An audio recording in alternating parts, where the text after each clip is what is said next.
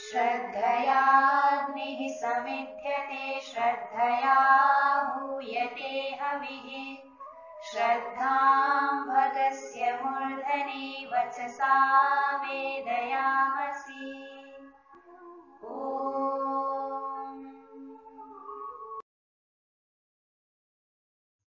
नमस्ते जी। ही संस्कृतम शिक्षामयी में आप सभी का हार्दिक स्वागत है। आइए नई कक्षा आरंभ करने से पहले हम पिछली कक्षा की आवृत्ति कर लेते हैं। पिछली कक्षा में हमने शक धातु और प्राप्त धातु के विधिलिंग और लिट लकार के रूप देखे थे और ची धातु के साथ समपूर्वक ची, निष्पूर्वक ची और प्रपूर्वक ची धातुओं के भी पांचों लकार के रूप हमने देखे थे। और साथ में यत धातु और यस धातु के कर्म के रूप में कोई क्रिया आ जाए तो उसका अनुवाद करने के लिए तुमुन प्रत्यंत क्रिया का प्रयोग किस प्रकार किया जाता है उसको भी हमने उदाहरण सहित समझा था। आइए अब हम अपनी अगली कक्षा की ओर आगे बढ़ते हैं। लोक में बहुप्रयुक्त श्रु धातु के रूप आज हम देखेंगे। अर्थ है सुनना। सुनने के लिए श्रु धातु का ही संस्कृत में प्राय करके प्रयोग होता है। इसके रूप ची धातु के समान ही चलते हैं, कोई भेद नहीं है। अतः ची धातु के रूप याद हैं तो श्रु धातु के रूप याद करना कठिन नहीं है। ची धातु लट लकार रूप आपके सामने है। श्रु धातु के रूप चलाते समय एक बात ध्यान रखनी है कि श्रु धातु को श्री हो जाता है, अतः श्री के रूप चलाने हैं। जैसे लट लकार के रूप आपके सामने है। शृणोति, शृणुतः, शृण्वन्ति, शृणोषि, शृणुथः, शृणुथ, शृणोमि, शृणुवः, शृण्वः, शृणुमः, शृण्मः। तो ध्यान रखेंगे लट लकार में शृणोति नहीं बनेगा, शृणोति बनेगा। श्रु को श्री हो जाता है। और दूसरी बात यहाँ पर ध्यान रखनी है, श्री में क्योंकि रेफ है और री वर्ण भी है। कक्षा 7 में हम देख चुके हैं कि री वर्ण के बाद नकार आए तो उसको नकारादेश हो जाता है। तो शृणोति में यहाँ पर री वर्ण के बाद नकार आया हुआ है, अतः सर्वत्र ही नकारादेश हो गया है। इसके अतिरिक्त जैसे ची धातु के लट लकार के रूप हैं वैसे ही श्रु धातु के लट लकार के रूप हैं, कोई भेद नहीं है। ची धातु लट लकार प्रथम पुरुष बहुवचन में चिन्वंती रूप है तो श्रु धातु का शृण्वंती रूप है। और उत्तम पुरुष द्विवचन में चिनुवह, चिन्वह रूप हैं तो श्रु धातु के शृणुवह, शृण्वह। और बहुवचन में ची धातु के रूप हैं चिनुमह, चिन्मह और श्रु धातु के रूप हैं शृणुमह, शृण्मह। तो सभी रूप एक समान है, कोई भेद नहीं है। लोट लकार के भी ची धातु के रूप आपके सामने हैं और श्रु धातु के रूप इस प्रकार चलेंगे। शृणोति, शृणुताम, शृण्वन्तु, शृणु, शृणुतम, शृणुत, शृण्वानि, शृण्वाव, शृण्वाम। तो लोट में भी आप देख सकते हैं ची धातु और श्रु धातु के रूप में कोई भेद नहीं है। लंग लकार के ची धातु के रूप आपके सामने हैं और श्रु धातु के रूप इस प्रकार चलेंगे। अशृणोत, अशृणुताम, अशृण्वन, अशृणोः, अशृणुतम, अशृणुत, अशृण्वम, अशृणुव, अशृण्व, अशृणुम, अशृण्म। लंग लकार में भी कोई भिन्नता नहीं है, समान ही रूप हैं। विधिलिंग के ची धातु के रूप आपके सामने हैं। श्रु धातु के रूप इस प्रकार चलेंगे। शृणुयात, शृणुयातम, शृणुयुः, शृणुयाः, शृणुयातम, शृणुयात, शृणुयाम, शृणुयाव, शृणुयाम। विधिलिंग में भी ची और श्रु दोनों धातु के रूप एक समान है। लट लकार के ची धातु के रूप आपके सामने हैं। श्रु धातु के रूप इस प्रकार चलेंगे। श्रोष्यति, श्रोष्यतः, श्रोष्यन्ति, श्रोष्यसि, श्रोष्यथ, श्रोष्यथ, श्रोष्यामि, श्रोष्यावः, श्रोष्यामः। श्रु धातु से पूर्व में प्रति उपसर्ग लगा देने पर श्रु धातु का अर्थ होता है किसी के कहने पर स्वीकार करना। अर्थात किसी व्यक्ति ने कहा कि मुझे 1 लाख रुपये की आवश्यकता है, आप मुझे दीजिए। तो मैंने कहा कि हाँ मैं दूंगी। तो ये जो मैंने 1 लाख रुपया देना स्वीकार किया है वो सामने वाले के कहने पर स्वीकार किया है। मैंने आगे होकर के देना स्वीकार नहीं किया, उसके कहने पर मैंने उसको देना स्वीकार किया है। इस प्रकार किसी के कहने पर कुछ देना स्वीकार करना, इसका अनुवाद करने के लिए संस्कृत में प्रतिपूर्वक श्रु धातु का प्रयोग होता है। प्रतिपूर्वक श्रु धातु के रूप चलाने के लिए हमें श्रु धातु के रूप से पूर्व में प्रति उपसर्ग लगा देना है। जैसे लट लकार में रूप बनेगा प्रतिशृणोति, लोट लकार में प्रतिशृणोतु, लंग लकार में प्रति अशृणोत, यहाँ पर यण संधि हो जाएगी, अतः रूप बनेगा प्रत्यशृणोत। विधिलिंग में रूप बनेगा प्रतिशृणुयात और लट लकार में रूप बनेगा प्रतिश्रोष्यति। किसी के कहने पर स्वीकार करना इस अर्थ में आंग पूर्वक श्रु धातु का भी प्रयोग होता है। आंग पूर्वक श्रु धातु के रूप चलाने के लिए हमें श्रु धातु के रूप से पहले आ जोड़ देना है। जैसे लट लकार में रूप बनेगा आश्रणोति, लोट में रूप बनेगा आश्रणोतु, लंग लकार में रूप बनेगा आ अश्रणोत। आ अश्रणोत के बीच में सवर्ण दीर्घ संधि हो जाएगी, अतः रूप बन जाएगा आश्रणोत। विधिलिंग में रूप बनेगा आश्रणोयात और लिट लकार में रूप बनेगा आश्रोष्यति। जिस प्रकार श्रु धातु के रूप हैं ठीक वैसे ही वृ धातु के भी रूप चलते हैं। वृ धातु का अर्थ है वर्ण करना।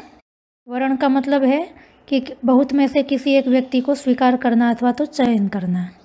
जैसे विवाह संस्कार में वधू जो होती है वो वर का वर्ण करती है, इस कारण से वर को वर कहा जाता है।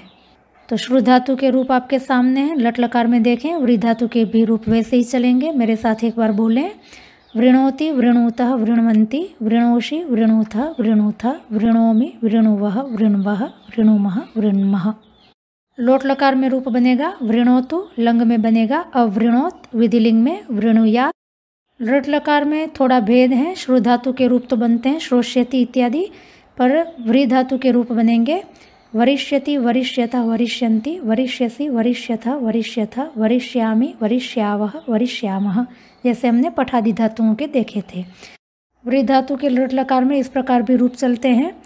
रेफ के बाद ह्रस्व ई की जगह पर दीर्घ ई का प्रयोग होता है। जैसे वरिष्यति वरिष्यतः वरिष्यन्ति, वरिष्यसि वरिष्यथः वरिष्यथः, वरिष्यामि वरिष्यावः वरिष्यामः। दोनों प्रकार के रूप में केवल ह्रस्व ई और दीर्घ ई का ही भेद है, बाकी रूप समान है और पठ धातु के अनुसार चले हैं। ये भी याद रखने में सरल ही है, कठिन नहीं है। आप दोनों में से किसी का भी प्रयोग कर सकते हैं। वरिष्यति भी बोल सकते हैं और वरिष्यति भी बोल सकते हैं। वृ धातु से पूर्व में सम उपसर्ग लगा देने पर वृ धातु का अर्थ होता है समेटना। जो ठोस नहीं है अर्थात जो एब्स्ट्रैक्ट पदार्थ होते हैं उनका समेटना, इसके लिए समपूर्वक वृ धातु का प्रयोग होता है। जैसे हिसाब किताब समेटना, अपनी इच्छाएं समेटना, प्रेम समेटना, गुस्सा समेटना, अपनी लालसा को समेटना। तो ये गुस्सा, प्रेम, लालसा, हिसाब किताब ये सब एब्स्ट्रैक्ट चीज़ें हैं, ये ठोस चीज़ें नहीं हैं। तो इन सब के समेटना, इसको बताने के लिए संस्कृत में समपूर्वक वृ धातु का प्रयोग होता है। समपूर्वक वृ धातु के रूप बनाने के लिए हमें वृ धातु के रूप से पूर्व में सम उपसर्ग लगा देना है। तो समपूर्वक वृ धातु के रूप इस प्रकार बनेंगे, संवृणोति संवृणोतु समवृणोत समवृणुयात संवरिष्यति अथवा संवरिष्यति। और वृ धातु से पूर्व में वी उपसर्ग लगा देने पर अर्थ होता है विस्तार से बताना, किसी वस्तु का डिटेल में वर्णन करना, या किसी वस्तु को खोल कर बताना, या किसी बात को विस्तार से बताना या खोल करके बताना। तो इस प्रकार के अर्थों का अनुवाद करने के लिए संस्कृत में वी पूर्वक वृ धातु का प्रयोग किया जाता है। इसके भी रूप चलाने के लिए हमें वृ धातु के रूपों से पूर्व में वी उपसर्ग जोड़ देना है। तो रूप इस प्रकार चलेंगे, विवृणोति विवृणोतु व्यवृणोत विवृणुयात विवरिष्यति अथवा विवरिष्यति। इस प्रकार पिछली 3 कक्षाओं से हमने जो धातुएं देखी हैं उनकी एक बार आवृत्ति कर लेते हैं, जिससे कि आपको अच्छी तरह से स्पष्ट हो जाए। कक्षा 78 में हमने शक धातु के रूप देखे थे। शक धातु का अर्थ है कर सकना, और साथ में हमने प्रपूर्वक आप धातु के भी रूप देखे थे, जिसका अर्थ है प्राप्त करना। और 2 धातुएं जिनके रूप आप धातु के समान ही चलते हैं, 78वीं कक्षा में हम उनके रूप देखना भूल गए थे, अभी हम देख लेते हैं। वी पूर्वक आप धातु जिसका अर्थ है व्याप्त करना अर्थात सर्वत्र फैल जाना। जैसे गुलाब जामुन के अंदर चाशनी व्याप्त होती है, सर्वत्र फैली हुई होती है। दूध के अंदर घी व्याप्त होता है। इस संसार के कण कण में ईश्वर व्याप्त हैं। तो इन सभी अर्थों का अनुवाद करने के लिए संस्कृत में विपूर्वक आप धातु का प्रयोग होता है। रूप इनके प्रपूर्वक आप धातु के समान ही है। आपके सामने है व्याप्नोति व्याप्नोतु व्याप्नोत व्याप्नुयात व्याप्स्यति।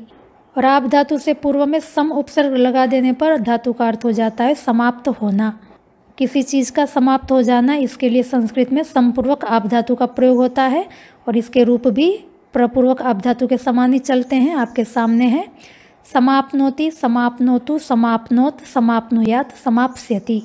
तो ये विपूर्वक आप धातु और समपूर्वक आप धातु भी लोक में बहुत प्रयुक्त धातुएं हैं। तो प्राप धातु के रूप याद हैं तो इनके भी रूप याद करना कोई कठिन बात नहीं है। तो इन दोनों धातुओं के रूप भी आप अच्छी तरह से याद कर लें। आगे हमने देखा था ची चयन करना अर्थ में, समपूर्वक ची धातु का अर्थ था संचय करना और निष्पूर्वक ची धातु का अर्थ था निश्चय करना और प्रपूर्वक ची धातु का अर्थ था ढेर रूप में इकट्ठा करना। इन 4 धातुओं के रूप भी हम पिछली कक्षा में देख चुके हैं। इस कक्षा में हमने देखा श्रु धातु अर्थ है सुनना, प्रतिपूर्वक श्रु धातु जिसका अर्थ है किसी के कहने पर किसी बात का स्वीकार करना, और आंग पूर्वक श्रु धातु उसका भी अर्थ वही है कि किसी के कहने पर किसी बात का स्वीकार करना। व्री धातु वर्ण करना, समपूर्वक व्री धातु का अर्थ है समेटना और विपूर्वक व्री धातु का अर्थ है विस्तार से बताना या व्याख्या करना। तो इन सभी धातुओं के रूप लगभग एक समान है, थोड़ा थोड़ा ही कहीं अंतर है, ज़्यादा अंतर नहीं है और लोक में बहुत प्रयुक्त धातुएं हैं। तो आप इन सभी धातुओं को अच्छी तरह से याद कर लें जिससे कि प्रयोग करते समय सरलता हो जाए। आइए आज एक नई वाक्य रचना देखते हैं। लोक में हम इस प्रकार के वाक्यों का बहुधा प्रयोग करते हैं, जैसे कि जाऊं न जाऊं, खाऊं न खाऊं, गाऊं न गाऊं, लाऊं न लाऊं, पहने न पहने, देखे न देखे, बेचे न बेचे, लेवे न लेवे, आए न आए, पाए न पाए, बोले न बोले, खेले न खेले, अथवा जाऊं कि नहीं, खाऊं कि नहीं, गाऊं कि नहीं, लाऊं कि नहीं, अथवा पहने कि नहीं, देखें कि नहीं, बेचे कि नहीं, लेवे कि नहीं, आए कि नहीं, पाए कि नहीं, बोले कि नहीं, खेले कि नहीं। तो इस प्रकार के वाक्यों का अनुवाद किस प्रकार करना है संस्कृत में, इसके लिए नियम है कि इस प्रकार के वाक्यों का अनुवाद करने के लिए यदि क्रिया वर्तमान काल की है और कर्ता वक्ता विभाग का है तो प्रायः करके क्रिया का अनुवाद करने के लिए लोट लकार का प्रयोग करेंगे, और यदि वर्तमान काल का वाक्य है और कर्ता श्रोता विभाग का अथवा अन्य विभाग का है तो क्रिया का अनुवाद करने के लिए प्रायः करके विधिलिंग का प्रयोग होगा, और यदि वाक्य भूतकाल का है तो हमें लंग लकार का प्रयोग करना है, और वाक्य भविष्यत काल का है तो क्रिया का अनुवाद करने के लिए हमें लोट लकार का प्रयोग करना है। बहुत ही सरल है, अनुवाद करना कोई कठिन नहीं है। उदाहरण से समझते हैं। वाक्य है मैं आज ऑफिस जाऊं कि नहीं। वाक्य वर्तमान काल का है क्योंकि वो सलाह ले रहा है कि मैं करूं कि नहीं करूं, तो वर्तमान में ही ले रहा है, और कर्ता यहाँ पर वक्ता विभाग का है। तो यहाँ पर क्रिया का अनुवाद करने के लिए हम लोट लकार का प्रयोग करेंगे। तो कर्ता क्योंकि वक्ता विभाग एक वचन का है अतः क्रिया उत्तम पुरुष एक वचन की आएगी, और की नहीं इसका अनुवाद करने के लिए हमें न और वा इन 2 अव्ययों का प्रयोग करना है। तो वाक्य का अनुवाद इस प्रकार होगा अहम अद्य कार्यालयम गच्छामि न वा। है ना, कितना सरल है। दूसरा वाक्य है यह बता दो कि अभी हम खाएं कि नहीं। तो यहाँ पर 2 वाक्य हैं, यह बता दो एक वाक्य है, अभी हम खाएं कि नहीं ये दूसरा वाक्य है। उन 2 वाक्यों को की से जोड़ा गया है। 2 वाक्यों को जोड़ने के लिए जब की शब्द का प्रयोग होता है तब इसका अनुवाद करने के लिए यत अव्यय का प्रयोग होता है, और यह बता दो इस वाक्य में क्रिया का अनुवाद करने के लिए ज्यापि धातु का प्रयोग करेंगे। इसके रूप पाठी के समान चलते हैं। आदेश होने से लोट लकार का प्रयोग करेंगे। क्या बताना है, यह बताना है। तो यह कर्मकारक है, इसका अनुवाद करने के लिए द्वितीय विभक्ति का प्रयोग होगा। यहाँ कोई लिंग निश्चित नहीं है अतः यह का अनुवाद करने के लिए हम इदम सर्वनाम नपुंसकलिंग में प्रयोग करेंगे। इस वाक्य का कर्ता आप हैं ऐसा मान करके चलेंगे तो क्रिया का अनुवाद करते समय हम प्रथम पुरुष एक वचन की क्रिया ज्यापयतु का प्रयोग करेंगे। शेष वाक्य हैं अभी हम खाएं कि नहीं। तो यहाँ पर कर्ता वक्ता विभाग का है अतः हम खाएं क्रिया का अनुवाद करने के लिए लोट लकार का प्रयोग करेंगे। इस प्रकार संपूर्ण वाक्य का अनुवाद होगा इदम ज्यापयतु यद्वयम अधुना खादामः न वा। आगे वाक्य है जा माँ को पूछ के आ कि राम खेले कि नहीं। जा अपने आप में एक वाक्य है और आदेश होने से लोट लकार का प्रयोग करेंगे। माँ को पूछ के आ यह भी एक वाक्य है और आदेशात्मक होने से क्रिया का अनुवाद करते समय लोट लकार का प्रयोग करेंगे कि यहाँ पर कंजक्शन है 2 वाक्यों को जोड़ने वाला होने से इसका अनुवाद करने के लिए यत अव्यय का प्रयोग करेंगे। और शेष वाक्य है राम खेले कि नहीं। यहाँ पर कर्ता राम जो है वो अन्य विभाग का होने से खेले क्रिया का अनुवाद करने के लिए हम विधिलिंग का प्रयोग करेंगे। तो तीनों वाक्यों का अनुवाद होगा गच्छ मातरम पृष्ठवा आगच्छ यत रामा खेलेत न वा। आगे वाक्य है इतना बता कि वह आया कि नहीं। तो वह आया कि नहीं यह भूतकाल का वाक्य है अतः अनुवाद करने के लिए हम लंग लकार का प्रयोग करेंगे। इतना बता यह भी एक वाक्य है, बताने के लिए हम ज्यापि धातु का प्रयोग करेंगे। क्या बताना है, इतना बताना है। तो इतना यह कर्मकारक है और इतना इसका अनुवाद करने के लिए हम एतावत प्रातिपदिक का प्रयोग करेंगे।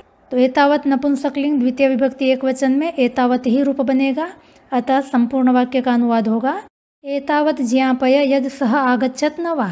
आगे वाक्य है ज़्यादा मत बोल, इतना बता कि तू पढ़ेगा कि नहीं। ज़्यादा मत बोल, इस वाक्य का अनुवाद होगा अधिकम मा वद। आगे वाक्य है इतना बता कि तू पढ़ेगा कि नहीं, तो तू पढ़ेगा कि नहीं यह भविष्यत काल का वाक्य है, अतः यहाँ पर पढ़ेगा क्रिया का अनुवाद करने के लिए हम लृट लकार की क्रिया का प्रयोग करेंगे। तो इतना बता कि तू पढ़ेगा कि नहीं, इसका अनुवाद होगा एतावत् ज्ञापय यत् त्वं पठिष्यसि न वा।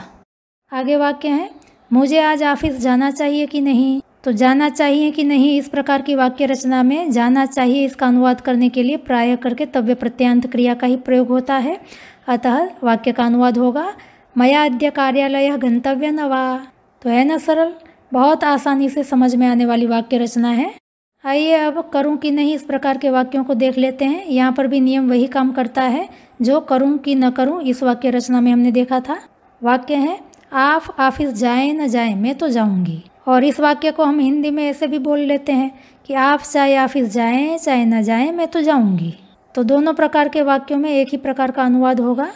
आप शब्द से जिसको कहा जा रहा है वो कोई स्त्री है ऐसा मान करके अनुवाद करेंगे। अब आप ऑफिस जाएं न जाएं, इस वाक्य में आप जो करता है वो अन्य विभाग का है, इसलिए जाए न जाए इसका अनुवाद करने के लिए हम विधिलिंग क्रिया का प्रयोग करेंगे। और यद्यपि हिंदी में जाए न जाए तो जाए क्रिया का 2 बार प्रयोग हुआ है, पर संस्कृत में 2 बार प्रयोग करने की आवश्यकता नहीं है।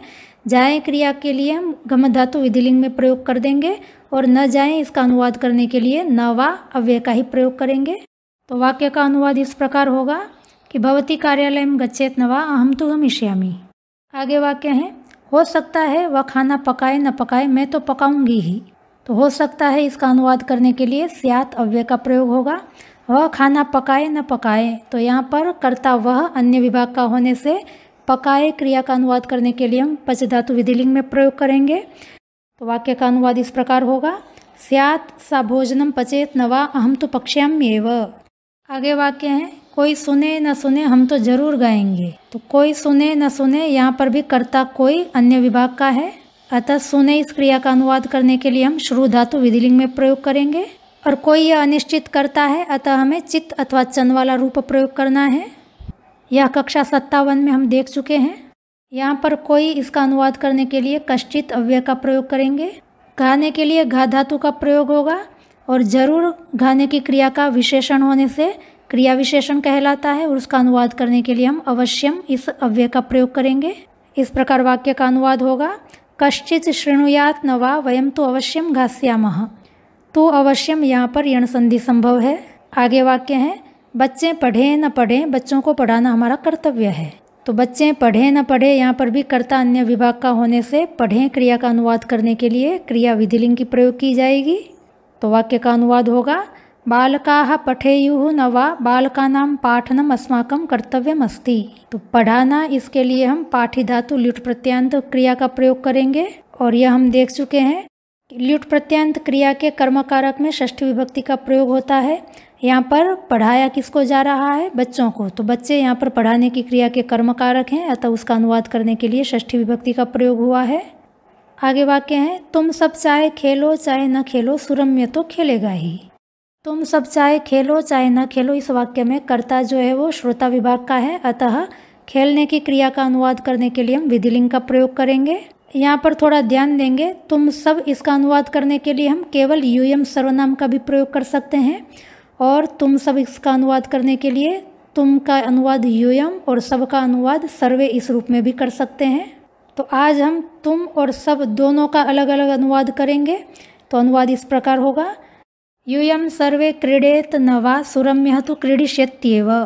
यहाँ पर यूयम को मुख्य कर्ता मान करके क्रीडेत क्रिया को हमने मध्यम पुरुष बहुवचन में अनुवाद किया है, और यदि हम सर्वे को मुख्य कर्ता माने और यूयम को उसका विशेषण माने तब वाक्य का अनुवाद इस प्रकार होगा यूयम सर्वे क्रीडेयुः न वा सुरम्यः तु क्रीडिष्यत्येव। क्योंकि मुख्य कर्ता सर्वे हैं, इसलिए क्रिया प्रथम पुरुष बहुवचन की ली है क्रीडेयुः। तो इस प्रकार आप यूयम को भी मुख्य कर्ता मान सकते हैं, सर्वे को भी मुख्य कर्ता मान सकते हैं, किंतु यदि यूयम को मुख्य कर्ता माना है तो क्रिया हमें मध्यम पुरुष बहुवचन की लेनी होगी, और यदि सर्वे को मुख्य कर्ता माना है तो क्रिया हमें प्रथम पुरुष बहुवचन की लेनी होगी। एक और वाक्य देख लेते हैं मैं बर्तन मांजूं न मांजूं तुझे तो मांजने ही होंगे। यहाँ पर मैं बर्तन मांझूं न मांझूं, इस वाक्य में कर्ता जो है वो वक्ता विभाग का है, अतः मांझने की क्रिया का अनुवाद करने के लिए हम लोट लकार का प्रयोग करेंगे। मांझने के लिए मार्जी धातु का प्रयोग होता है, इसके विरूप पाठी के समान ही चलते हैं। अतः वाक्य का अनुवाद होगा अहम पात्राणि मार्जयानि न वा त्वया तो मार्जयितव्यान्येव। इस प्रकार लोक में बहुत प्रयुक्त करूं न करूं अथवा तो करूं कि नहीं, इस प्रकार के वाक्यों का संस्कृत में अनुवाद करना कितना सरल है यह आपको अच्छी तरह से समझ में आ गया होगा। बस छोटी सी बात का ध्यान रखना है, वाक्य यदि वर्तमान काल का है और कर्ता यदि वक्ता विभाग का है तो प्राय करके लोट लकार का प्रयोग होता है, और वाक्य यदि वर्तमान काल का है और कर्ता श्रोता अथवा अन्य विभाग का है तो प्राय करके विधिलिंग का प्रयोग होता है। बाकी भूतकाल में लंग लकार और भविष्यत काल में लृट लकार का ही प्रयोग होगा। तो आशा करती हूँ आपको यह नियम अच्छी तरह से समझ में आ गया होगा। आज का पाठ यहीं तक रखते हैं। यदि आपको समझने में कहीं कोई कठिनाई आई हो तो आप हमें अवश्य पूछें, आपकी समस्याओं का समाधान करने का हम अवश्य प्रयास करेंगे।